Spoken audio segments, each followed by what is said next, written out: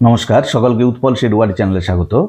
আজকের ভিডিওতে আমরা আলোচনা করব ক্লাস 12 এর থার্ড সেমিস্টার অর্থাৎ এইচএস এর নতুন সিলেবাস অনুযায়ী থার্ড সেমিস্টারে অ্যালফ্রেড লর্ড টেনিসনের লেখা ইউলিসেস কবিতা নিয়ে। তাই তোমরা ভিডিওটা স্কিপ না করে অবশ্যই প্রথম থেকে শেষ পর্যন্ত দেখবে। আর যারা চ্যানেলটা প্রথম দেখছো বা চ্যানেলটা এখনো সাবস্ক্রাইব করোনি তারা অবশ্যই চ্যানেলটা সাবস্ক্রাইব করে পাশে থাকা বেল বাটনটা প্রেস করবে, যাতে পরের ভিডিওটা আপলোড করার সাথে সাথে তোমাদের কাছে নোটিফিকেশনটা পৌঁছে যায়। দেখো, মূল কবিতাটা শুরু করার আগে আমরা কবি পরিচিতি সম্পর্কে একটু জেনে নেব। যে অ্যালফ্রেড লর্ড টেনিসন 1809 খ্রিস্টাব্দে জন্মগ্রহণ করেন এবং 1892 খ্রিস্টাব্দে পরলোকগমন করেন। তিনি ছিলেন ভিক্টোরিয়ান যুগের অন্যতম শ্রেষ্ঠ কবি এবং ইংরেজি সাহিত্যের অন্যতম প্রধান কবিদের মধ্যে একজন হচ্ছেন অ্যালফ্রেড লর্ড টেনিসন। তিনি রানী ভিক্টোরিয়ার আমলে বেশিরভাগ সময় ছিলেন পোয়েট লরিয়েট অর্থাৎ রাজসভার সভাকবি ছিলেন Alfred Lord Tennyson. Poet laureate মানে সভাকবি, তাহলে তিনি ছিলেন ওই রানী ভিক্টোরিয়ার আমলের বেশিরভাগ টাইমেরই সভাকবি। এরপরে দেখো, ইউলিসেস কবিতাটা কখন লেখা হয়েছিল, প্রসঙ্গটা কি বা ইউলিসেসকে, সব আগে জানবো, তারপরে আমরা মূল কবিতায় প্রবেশ করব। 1833 সালে কবি তার প্রিয় বন্ধু আর্থার হেনরি হলামকে হারান। কবির এই প্রিয় বন্ধুর মৃত্যুতে তিনি দুঃখে কাতর হয়ে গিয়েছিলেন। সেই দুঃখ কাটিয়ে উঠতে তিনি গ্রিক বীর ইউলিসেসের জীবন দর্শন গ্রহণ করেন। অর্থাৎ ইউলিসেস মানে হলো to go ahead in life, জীবনে এগিয়ে চলা। যে জীবন কখনো থেমে থাকে না, জীবনের ধর্মই হলো, জীবনের রীতি হলো এগিয়ে চলা। প্রিয় বন্ধুর মৃত্যুতে, অকাল মৃত্যুটাকে কাটিয়ে উঠতে তিনি ইউলিসেস কবিতাটি রচনা করেছিলেন, যেটা রচিত হয়েছিল 1833 খ্রিস্টাব্দে, কিন্তু প্রকাশিত হয়েছিল 1842 খ্রিস্টাব্দে পোয়েমস নামক কাব্যগ্রন্থে। খুব ভালো করে মনে রাখবে, অ্যালফ্রেড লর্ড টেনিসনের কবিতা সংকলন পোয়েমসে প্রকাশিত হয়েছিল 1842 খ্রিস্টাব্দে। আমি যখন এমসিকিউ নিয়ে পরে ভিডিও আপলোড করব সেখানে সব ডিটেলসে প্রশ্ন উত্তর সহকারে দেখিয়ে দেবো। তবুও বলে দিচ্ছি, 1842 খ্রিস্টাব্দে পোয়েমস নামক কাব্যগ্রন্থে প্রথম প্রকাশিত হয়েছিল। এরপরে জানবো ইউলিসেস কে ছিলেন, কেন তিনি ইউলিসেসেরই জীবন দর্শন গ্রহণ করলেন, সেটা আমাদের জানা দরকার। আমরা সবাই হোমারের লেখা দুটো মহাকাব্য ইলিয়াড এবং ওডেসির নাম শুনেছি। দেখো, ওডেসিয়াস যিনি ছিলেন ইলিয়াড এবং ওডেসি মহাকাব্যের নায়ক, তিনি ছিলেন গ্রিস দেশের এক দ্বীপ রাজ্য ইথাকা। ইথাকার রাজা ছিলেন, মহান রাজা ছিলেন ওডেসিয়াস, যাকে ল্যাটিনে বলা হতো ইউলিসেস। তাহলে ওডেসিয়াস ওরফে ইউলিসেস ছিলেন গ্রিস দেশের এক ছোট দ্বীপ ইথাকা, তার মহান রাজা।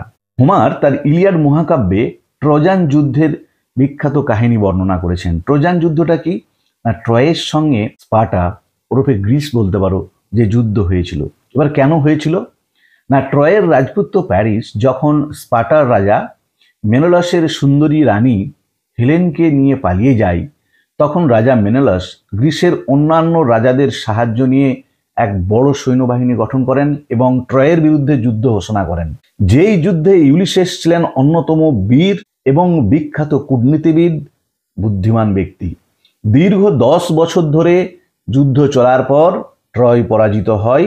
স্পার্টা বলতে পারো সমগ্র গ্রিস, অন্যান্য কারণ অনেক ছোট ছোট রাজ্যই ওই স্পার্টার হয়ে যুদ্ধ করেছিল, তার মধ্যে ছিল একটা ইথাকা রাজা ইউলিসেস, ওনারা জয়ী হন।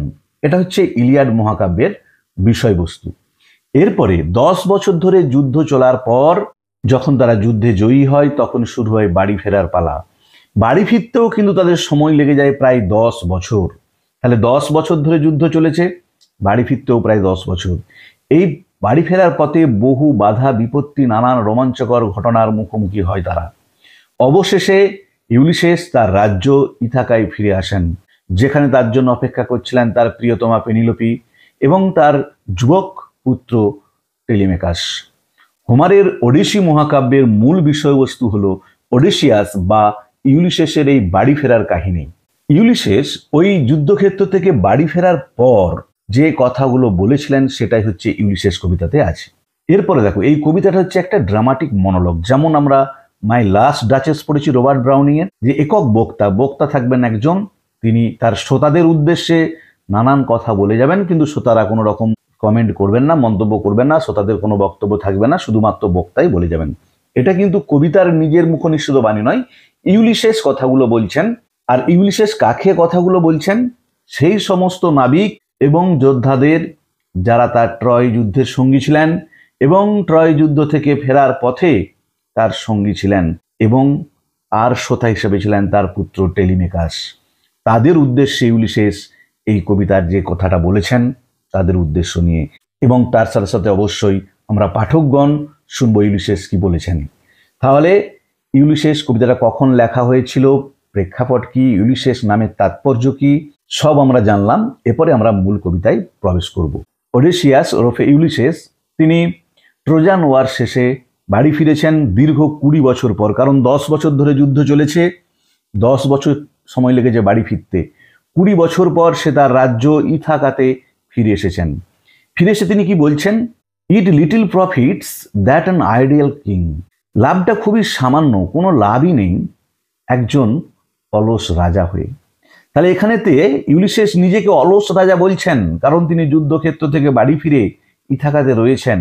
তার জীবনে যে এতদিন অভিজ্ঞতা, রোমাঞ্চ, অ্যাডভেঞ্চার ছিল সেটা যেন হঠাৎ করে থেমে গেছে। এখন তিনি ইথাকায় অবস্থান করছেন, তাই তিনি বলছেন এরকম একজন অলস রাজা হয়ে রাজ্যে বসে থেকে কোনো লাভ নেই। By the still hearth, still মানে আমরা জানি স্থির, বাই মানে হচ্ছে ক্লোজ টু, নিকটে। কিসের নিকটে? এই হার্থ, অগ্নিকুণ্ডের নিকটে। মানে এটা কি বোঝাতে চেয়েছেন? অগ্নিকুণ্ডের নিকটে বসে থাকা মানে কি, বাড়িতে যে ফায়ার প্লেস থাকে, প্রচণ্ড ঠান্ডাতে ফায়ার প্লেস আমাদেরকে আরাম দেয়, যে হ্যাঁ বাড়ির মধ্যে এরকম একটা স্টিল হার্থের পাশে বসে থাকাটা সুখকর বটে, খুবই সুখ পাওয়া যায়, কিন্তু কোনো বৈচিত্র্য নেই।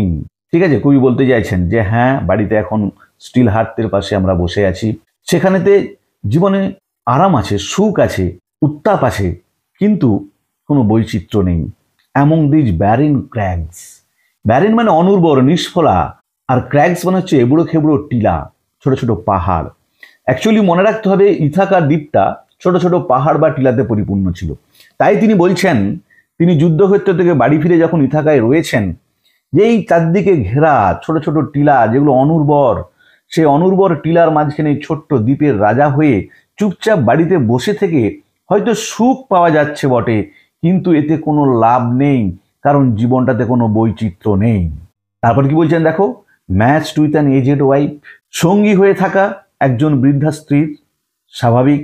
20 বছর পরে তিনি বাড়ি ফিরেছেন, তখন তার স্ত্রী অবশ্যই বয়স বেড়েছে, কিন্তু তিনি সেটাকে মানতে পারছেন না, যেরকম একজন বৃদ্ধা স্ত্রীর সঙ্গী হয়ে থাকা। I mete and dole unequal laws unto a savage dress.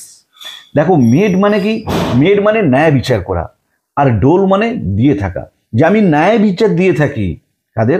Unequal lodge, lodge যেটা নিয়ম সেটা কিন্তু সমান নয় সবার জন্য, অসম আইনের একটা ন্যায় বিচার দিয়ে থাকি। আনটু এ স্যাভেজ রেস, এরকম একটা বর্বর জাতিকে, যাদের জন্য কোনো ইউনিফর্ম ল চলে না, নির্দিষ্ট কোনো পারফেক্ট নিয়ম চলে না, ব্যক্তি বিশেষ অনুযায়ী আমাকে নিয়ম বা শাসন কার্য করতে হয়, আইন আরোপ করতে হয়। এরপরে তিনি তার জাতিটাকে, দেশের মানুষকে বর্বর বলছেন কেন? দ্যাট হোড, যারা শুধু মজুত করতে জানে, সঞ্চয় করতে জানে, অ্যান্ড স্লিপ, যারা ঘুমায়, অ্যান্ড ফিড খায়, অ্যান্ড নো নট মি, আমাকে জানে না। যে ইউলিসেস আসলে কি, তিনি কিরকম প্রকৃতির মানুষ, তিনি জীবনে কি চান। আসলে ইউলিসেসের জীবনের অর্থই হলো অজানাকে জানা, অদেখাকে দেখা। তিনি সবসময় রোমাঞ্চ, অ্যাডভেঞ্চার প্রেমী মানুষ। তার কাছেই বাড়িতে বসে থাকা এরকম একদল প্রজার কাছে, যারা শুধুমাত্র মজুত করতে জানে, যারা ঘুমায় খায়, চুপচাপ বাড়িতে বসে থাকে, তারা ইউলিসেস কিরকম প্রকৃতির মানুষ তারা সেটা বুঝতেই পারলো না। তারা জানেই না তার জীবন দর্শনটাই কি, তার ভালো লাগাটাই বা কি, তিনি কিরকমভাবে জীবন কাটাতে চান। I can't rest from travel, দেখো বলিয়ে দিচ্ছেন কবি, আমি ভ্রমণ না করে, ভ্রমণ থেকে বিশ্রাম নিয়ে থাকতে পারি না। মানে কবি চাইছেন পুরো জগৎ ঘুরে দেখতে, সমস্ত অজানা জিনিসকে তিনি জানতে চান, সমস্ত অদেখা জিনিসকে তিনি দেখতে চান। সেই জন্য বলছে I can't rest from travel, আমি পাচ্ছি না ভ্রমণ না করে। I will drink life to the lees, খুব ইম্পর্টেন্ট লাইন, ভালো করে মনে রাখবে। লিজ মানে হচ্ছে তলানি, যে একটা ওয়াইনের কাপের শেষ যে অংশটুকু সেটাকে বলা হয় লিজ। দেখো কবি এখানে জীবনকে ওয়াইনের সঙ্গে তুলনা করছেন। একজন মদ্যপ ব্যক্তি, একজন ড্রাঙ্কার্ড যেমন তার গ্লাসের, ওয়াইনের গ্লাসের একদম শেষ অংশটুকু পর্যন্ত ভক্ষণ করে গিলে খায় তার নেশাটাকে আর উপভোগ করার জন্য, কবি বলতে চাইছেন আমি আমার জীবনটাকে ওরকম তোলানি পর্যন্ত উপভোগ করতে চাই। তার মানে ইউলিসেস জীবনকে এখানে ওয়াইনের সাথে কম্পেয়ার করে বলছেন, একজন মাতাল যেমন তার বোতলের, মদের বোতলের বা মদের গ্লাসের শেষ অংশটুকু পর্যন্ত উপভোগ করে, আমিও জীবনের শেষ দিন, শেষ সময়টুকু পর্যন্ত অ্যাডভেঞ্চারাস জার্নি করে উপভোগ করতে চাই, নানান দিক ঘুরে বেড়াতে চাই, দেখতে চাই, অজানাকে জানতে চাই। এটাই আমার জীবনের দর্শন, আমার জীবনের লক্ষ্য। All Times I have enjoyed, সব সময় আমি উপভোগ করেছি গ্রেটলি, প্রচুর পরিমাণে। কীরকম অবস্থায়? হ্যাভ সাফার্ড গ্রেটলি, প্রচুর কষ্টও পেয়েছি। যে সমস্ত সময় আমি উপভোগও করেছি, প্রচুর কষ্টও পেয়েছি। কারণ ওই 20 বছর ধরে যুদ্ধ করা বা যুদ্ধক্ষেত্র থেকে ফিরে আসা মিলে মোট যে 20টা বছর, তাতে অনেক কষ্টেরও সম্মুখীন হয়েছি, অনেক উপভোগও করেছি। কিন্তু both with those that loved me, তাদের সঙ্গে আমি কষ্টটাকে ভাগ করে নিয়েছি, তাদের সঙ্গে আমি আনন্দটা উপভোগ করেছি যারা আমাকে ভালোবাসে। মানে ওর যুদ্ধক্ষেত্রে যারা সঙ্গী ছিলেন, যুদ্ধক্ষেত্রে তার যারা সহযোদ্ধা ছিলেন তাদের সঙ্গে। অ্যান্ড অ্যালোন, বা একা একাও কিছু কিছু সময় আমি একা একাও আমার কষ্টটাকে সহ্য করেছি, উপভোগ করেছি, বা আনন্দটাকে উপভোগ করেছি একা একাই। অনশোর, সেটা সমুদ্র সৈকতে হতে পারে, মানে সুন্দর জায়গা যেখানে কোনো ভয় নেই, সমুদ্রের তীরে বসে বসেও হয়তো আমি আনন্দ উপভোগ করেছি, বা কোনো কোনো সময় আবার সাফার্ড কষ্টও পেয়েছি। অ্যান্ড হোয়েন থ্রু স্কার্ডিং ড্রিফটস, এবং যখন স্কার্ডিং মানে হচ্ছে দ্রুত ভেসে চলা, ড্রিফটস মেঘের দল, যে দ্রুত ভেসে চলা মেঘের দলের মধ্য দিয়েও দ্য রেনি হায়াডিস ভেক্সড দ্য ডিম সি। দেখো হায়াডিসটা কি না, গ্রিক পুরাণ অনুযায়ী একটা নক্ষত্রপুঞ্জ, যা ইঙ্গিত করে বর্ষণের, বৃষ্টির বা প্রচণ্ড ঝড় বৃষ্টির আভাস দেয়। যে যখন আকাশে ওই ঝোড়ো মেঘের মধ্য দিয়ে নক্ষত্রপুঞ্জকে দেখতে পাওয়া যায়, যেটা ভেক্সড উত্তাল করে তোলে দ্য ডিম সি, ম্লান সমুদ্রকে, তাহলে ওই উত্তাল সমুদ্রের মধ্যেও আমি উপভোগ করেছি জীবনকে। আবার সমুদ্র সৈকতে বসে তখনও আমি উপভোগ করেছি জীবনকে। তার মানে অনুকূল পরিস্থিতিতেও ইউলিসেস জীবনকে উপভোগ করেছেন, আবার প্রতিকূলতার মধ্যেও তিনি জীবনকে উপভোগ করেছেন। I am become a name, আমি একজন কিংবদন্তিতে পরিণত হয়েছি। যে একজন বিখ্যাত যোদ্ধা তিনি, বিখ্যাত বীর তিনি, বিখ্যাত কূটনীতিবিদ তিনি, যে আমি একজন বিখ্যাত কিংবদন্তিতে পরিণত হয়েছি। সবাই আমাকে চেনে, সবাই আমাকে জানে ইউলিসেসকে। For always roaming with a hungry heart, কারণ সবসময় আমি ঘুরে বেড়াই একটা ক্ষুধার্ত হৃদয় নিয়ে। কিসের ক্ষুধা? অজানাকে জানার, অদেখাকে দেখার, তার মধ্যে ক্ষুধা। যে সেই অজানাকে জানার, অদেখাকে দেখার ক্ষুধা নিয়ে আমি সবসময় রোমিং ঘুরে বেরিয়েছি। মাছ হাবাই সিন অ্যান্ড নোন, আমি দেখেছি অনেক কিছু, জেনেওছি অনেক কিছু। যে এই দীর্ঘ 20টা বছরেতে আমি যতদিন ইথাকার বাইরে ভ্রমণ করছিলাম, যুদ্ধের জন্য ছিলাম, তাতে আমি দেখেওছি অনেক কিছু, জেনেওছি অনেক কিছু। সিটিজ অফ মেন, মানুষের তৈরি নানান শহর দেখেছি। অ্যান্ড ম্যানার্স, তাদের মানুষদের নানা রকম আচার ব্যবহার দেখেছি। ক্লাইমেটস, নানান জলবায়ু আমি পর্যবেক্ষণ করেছি, উপভোগ করেছি। কাউন্সিলস, নানান পরিষদ বর্গের সম্মুখীন হয়েছি। গভর্নমেন্ট, নানান সরকার দেখেছি, নানান দেশের শাসন ব্যবস্থা আমি দেখেছি। তাহলে কবি বলতে চাইছেন যে বছরগুলো আমি বাইরে ছিলাম, সেই বছরেতে আমি নানান মানুষ দেখেছি, নানান শহর দেখেছি, নানান মানুষদের নানান জাতির আচার ব্যবহার দেখেছি, নানান দেশের জলবায়ু পর্যবেক্ষণ করেছি, নানান দেশের সরকার শাসন ব্যবস্থা লক্ষ্য করেছি। মাইসেলফ নট লিস্ট, আমাকে কেউ কিন্তু তুচ্ছ বা নগণ্যভাবে দেখেনি। But honoured of them all, সবাই আমাকে তারা সম্মান জানিয়েছে। যে আমি যখন তাদের কাছে গেছি, ওই সব দেশের মানুষের কাছে গেছি, ইউলিসেসকে কেউ নগণ্য তুচ্ছ জ্ঞান করেনি, সবাই ইউলিসেসকে সম্মান জানিয়েছে। And drunk delight of battle with my peers, আর আমি পান করেছি ডিলাইট, আনন্দ, কিসের? যুদ্ধের আনন্দ। মানে এখানে বলতে পারা যায় যে যুদ্ধের আনন্দ সুধা পান করেছি উইথ মাই পিয়ার্স, আমার সঙ্গীদের নিয়ে।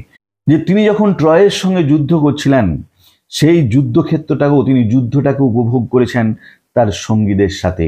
তার মানে তিনি কিন্তু এই অলস সুখের জীবন পছন্দ করেন না, তিনি সংঘর্ষে পরিপূর্ণ, রোমাঞ্চে পরিপূর্ণ, নানান অ্যাডভেঞ্চারে পরিপূর্ণ জীবন তিনি উপভোগ করতে চান, বা সেটাই তিনি উপভোগ করেছেন। Far on the ringing plains of windy Troy, সেই বহু দূরের ট্রয়ের যুদ্ধক্ষেত্রে যেখানেতে রিঙ্গিং ধ্বনিত হচ্ছে, যে যুদ্ধাস্ত্রের শব্দ, নানান দেশের নানান বীরেদের যুদ্ধের অস্ত্রের যে শব্দ, সেই ধ্বনিত হওয়া, যুদ্ধাস্ত্র ধ্বনিত হওয়া দূর দিগন্তের সেই ট্রয়ের যুদ্ধক্ষেত্রেও আমি যুদ্ধের আনন্দ সুধা উপভোগ করেছি আমার সহযোদ্ধাদের সাথে, আমার সঙ্গে যারা ছিল তাদের সাথে। দেখো, যেহেতু কবিতাটা অনেকটাই বড়, তাই আজকে আমরা এই ট্রয় পর্যন্ত প্রতিটি লাইনের বাংলা অনুবাদ ও বিশ্লেষণ করলাম। পরের ভিডিওতে আবার আমরা বাকি অংশটুকুর প্রতি লাইনের বাংলা অনুবাদ ও বিশ্লেষণ করব। ভিডিওটা ভালো লাগলে তোমরা অবশ্যই লাইক করবে, বন্ধুদের মধ্যে শেয়ার করবে এবং কমেন্ট করে জানাবে। আর যারা চ্যানেলটা প্রথম দেখছো তারা অবশ্যই চ্যানেলটা সাবস্ক্রাইব করে পাশে থাকা বেল বাটনটা প্রেস করবে, যাতে পরের পার্টটা আপলোড করার সাথে সাথে তোমাদের কাছে নোটিফিকেশনটা পৌঁছে যায়। আর আমি অলরেডি ক্লাস 12-এর থার্ড সেমিস্টারের strong roots, the night train at Deoli, our casuarina tree, এই পিসগুলোর প্রতি লাইনের বাংলা অনুবাদ ও বিশ্লেষণ করে ভিডিও আপলোড করেছি। তার লিঙ্ক আমি ডেসক্রিপশন বক্সে দিয়ে দিয়েছি, যারা দেখোনি তারা সময় মতো দেখে নিও। ভালো থেকো সবাই, ধন্যবাদ।